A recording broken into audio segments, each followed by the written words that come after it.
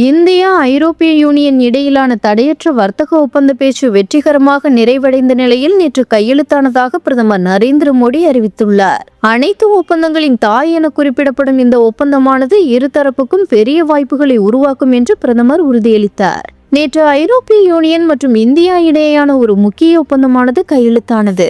இதை மக்கள் அனைத்து ஒப்பந்தங்களின் தாய் என்று அழைக்கின்றனர்.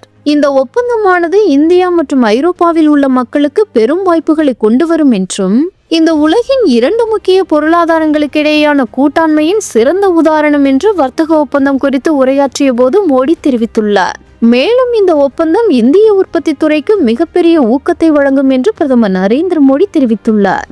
குடியரசு நாள் விழாவையொட்டி சிறப்பு விருந்தினர்களாக இந்தியா வந்துள்ள ஐரோப்பிய கவுன்சில் தலைவர் அன்டோனியோ கோஸ்டா மற்றும் ஐரோப்பிய ஆணைய தலைவர் உர்சுலா வான் டெர் லெயன் ஆகியோர் முன்னிலையில் இந்த ஒப்பந்தமானது கையெழுத்தானது.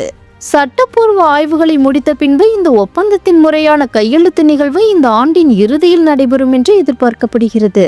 இந்தியா ஐரோப்பிய யூனியன் இடையே நீண்ட காலமாக நடைபெற்று வரும் தடையற்ற வர்த்தக ஒப்பந்த பேச்சின் அம்சங்கள், இருதரப்புக்கும் இடையே உத்தி சார்ந்த பாதுகாப்பு ஒப்பந்தமும் கையெழுத்தாகியுள்ளது.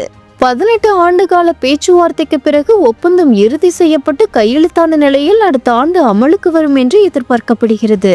ஜவுளி, காலணி உட்பட சுமார் 90% பொருட்களுக்கு வரி விலக்கு அல்லது வரி குறைப்புக்கு இந்த ஒப்பந்தம் வழிவகுக்கும் என்பது குறிப்பிடத்தக்கது.